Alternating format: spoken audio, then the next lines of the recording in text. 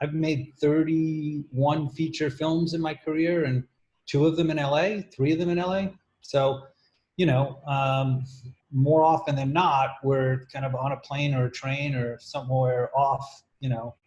So if you want to stay in New York and you feel like you're in a New Yorkshire type of town, and by all means you could, you know, there's the East Coast, West Coast posse kind of fight all the time, I guess. But, you know, there's a lot of business in New York, and there's a lot of opportunities there. And, you know, no, I wouldn't say you have to move to LA. Right.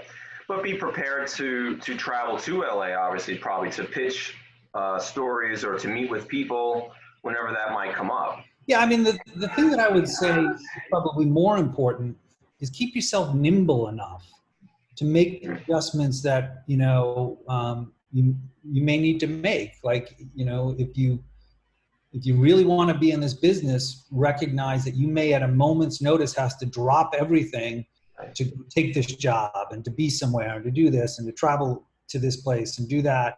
And that's really the bit of advice I would give you is, you know, people often say to me, well, I'm going to take this full-time job because I know, and then I'll write at night and I'll produce on the side. And I would say, you know, it's your choice, but if you take a full-time job and you're working 40, 50, 60 hours a week at something else, you're not going to have many hours left to pursue your career in the industry. So, you know, when I went to Brooklyn College, my father said to me, you know, study something outside of theater. And I took health sciences. And when I moved out here, I started a little personal training business, and it worked out really well because I could train people in the morning, at night, I could work my own hours, you know, and, you know, there's obviously, you know, people wait, 10 bar, do all that kind of stuff.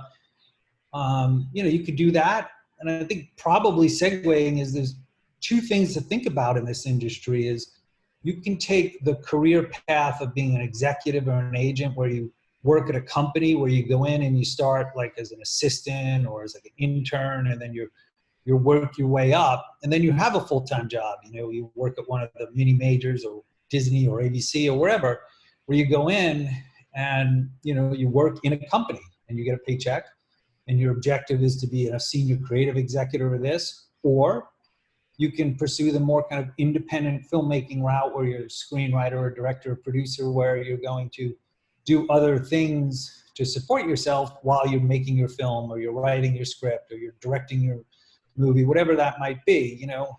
And they're not mutually exclusive. A lot of people who started out in the independent world go work in the studios. And conversely, a lot of people who started out there come back. You can, you know, go back and forth. Just those are generally the 2 type of career paths, if you will. Make sure to check out the My Career tab on the BC Navigator app, where you can track your career progress based on the amount of credits you've earned, stay updated on upcoming events from the Magner Center, and watch our videos for insight and advice on your career field.